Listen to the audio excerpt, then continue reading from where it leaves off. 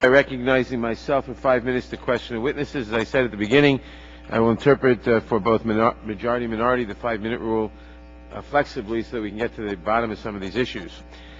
First, I'd like to address the question of why the decision was made to remove Mr. Arar to Syria rather than to Canada or Switzerland. Now, Mr. Skinner, your report notes that in addition to Canada, Arar could have been removed to Switzerland, which is the origin of the flight coming here, and that this option would usually have been pursued. Why are there no publicly available facts regarding consideration and ruling out of Switzerland as an option over Syria? Did your investigation cover that issue? Now, I note that in the investigation, in the report, there's a lot of stuff redacted, but there's one sentence not redacted with respect to the decision not to have Canada, and that's saying that because of the porous border, it might have been considered that if Mr. Arar had gone to Canada, they have a porous border, presumably meaning he might have come to the United States after that. Well, that's certainly not true with regard to Switzerland, which may or may not have a porous border, but not with the United States. So did your investigation cover that issue? What facts did you discover? And did it not cause concern that the U.S. could have but didn't choose a country without a known history of torture in favor of one with a clear record of torture when your report indicates that the INS felt that it was more likely than not that he would be tortured if sent to Syria? Yes, we did take that into consideration. We did ask those questions, and we do have, I could answer that, but it'd have to be in a classified environment. You have a good answer as to why he couldn't go to Switzerland, which cannot be publicly revealed? That's correct. And you regard the classification decision as not outrageous with respect to that question? I do not think it's outrageous. Okay. Well, then we're going to have to follow up in a classified session. Yes. And then we'll make the decision as to whether it's outrageous. Your report says that the usual disposition of a removal action... Well, let me ask Mr. Horton. Do you think that, Mr. Horton, can you think of any reasonable reason to why a decision that he couldn't be removed to Switzerland might be legitimately classified? I can't speculate as to what it is, but it seems to me the Swiss cooperate with us very strongly, and counterterrorism law enforcement, they take aggressive preemptive action. They have rights under their legal system to hold people almost indefinitely under investigation. I'm mystified by this. Thank you. And Mr. Skinner, your report says on page 22 that, quote, the usual disposition of a removal action would have involved removing Arar to Switzerland or transporting him to the nearby country where he resided and had citizenship, that is Canada, not to transport him to a nation where his proof of citizenship had lapsed, unquote. These, along with other findings, indicate that it is at least a reasonable possibility that the U.S. wanted to send Mr. Arar to Syria precisely because it knew he would be detained and interrogated, and that harsh measures, or torture, depending on how you define these things, would be used to obtain information. Do you feel that your investigation has ruled out the possibility that the decision was made to send him to Syria because people in our government wanted him interrogated under conditions that our law would not permit? We can't rule that out, but I want to stay in our lane here. In the jurisdiction that I had in conducting this review, we tried to stay within the confines of the Department. Right, but you couldn't rule it out. That's correct. And if this possibility could not be ruled out, which I believe it has not and cannot be given the incompleteness of the investigation, as you just said, why didn't your office refer this question to the Attorney General or take greater steps to get the information to Congress in a timely manner? I note that the IG Act, the law, requires referral of possible criminal conduct, and obviously if it were sent to for the purpose of being tortured, that would be a criminal action under a half a dozen different laws.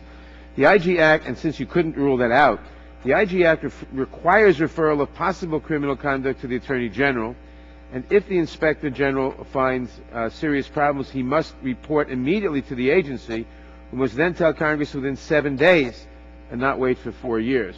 So if you could not rule it out, why didn't your office refer this to the Attorney General and take greater steps to get the information to Congress in a timely manner? We did keep the Department of Justice informed, and it's my understanding that there is an inquiry, investigative inquiry going on as we speak. Excuse me? So referral for possible criminal action has been made to the Attorney General? Investigation. And did you note that this was or was not told to Congress within 7 days as the statute requires? I'm not sure I understand your question. Once we had sufficient information and facts, we did share that with the, I believe it was the Office of Personnel, Professional Responsibility with the Department of Justice, who has responsibility for investigating attorneys within the Department of Justice. We did that. I mean, I didn't do it prematurely. When you say 7 days, No, the reference to Congress must occur within 7 days of that. I'm not so sure that that's not our standard protocol. And No. It is the requirement that the department notify Congress within 7 days of your referral. And did you make any attempt to find out? I'm not aware of that requirement. I'm sorry. You're not? Yes. Well, the statute requires that if you find a serious issue, you must tell the agency head, which you did. Yes. And that it requires the agency head to report that to Congress within 7 days, which he has not done to date. And you think you have no responsibility to note whether the Attorney General followed his statutory duty to report it to us? I'm not so sure. I'm not familiar with that protocol, sir. I'm sorry. Let me ask Mr. Irvin, would you have acted differently in this matter? Well, I would, sir, in a number of respects, as I outlined in my statement. But on the specific question that you're asking about, if I understand it correctly, the 7-day letter procedure, I think, relates to a formal criminal referral that the Inspector General would make to the Department. And not to a formal criminal investigation recommendation. Right. A recommendation that the Department of Justice pursue prosecution because there is some sense that there might have been a violation. How would you have done? In what way do you think the actions in referring this to the AG or not referring this to the AG or not telling Congress on this whole question were not as you would have done or were inadequate? Well, there are a number of things, sir. As I said in my statement, I would have written a public version of this report in the beginning that would have disclosed the process by which all the questions that we're talking about, the process by which Mr. Arar was rendered to Syria. I think that could have been done in a way that would not have disclosed legitimate privileges. And further, in the classified version of the report, and certainly, as we've all said, there are things here that ought to be classified. In the classified version of the report, those paragraphs that contained unclassified information, I would have disclosed, or at least summarized, but probably disclosed, certainly disclosed. That's my preference always, is to get as much information on the public record with regard to a matter of legitimate public interest. And this clearly is a matter of legitimate public interest. And I think it is possible to do that without disclosing classified information. Thank you. I have one further question for Mr. Skinner. Mr. Chairman. Yeah, I have one. Point of order.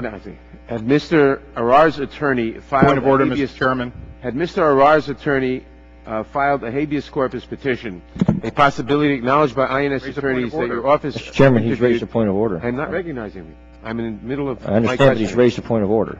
Raised the point of order. I I'm have not raised the recognizing point of order, for that purpose. Mr. Chairman. Had Mr. Arar's attorney filed a habeas corpus petition, a possibility acknowledged by INS attorneys that your office interviewed on as noted on page 27, an independent assessment might have been made regarding the validity of the government's determination that Mr. Arar was a terrorist.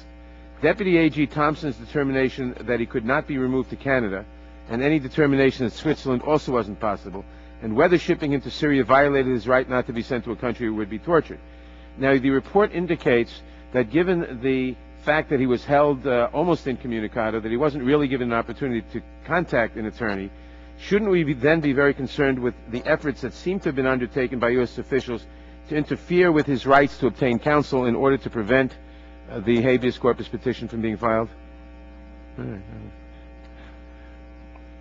Mr. Chairman, it's my understanding INS did, in fact, provide Mr. Arar with a list of attorneys that he could contact. It's my understanding that he also was in contact with at least 2 attorneys, an immigration attorney that interviewed Mr. Arar when he was detained, one that his wife had arranged for, and as well as, I believe, a criminal attorney that the immigration attorney had referred to for Mr. Arar.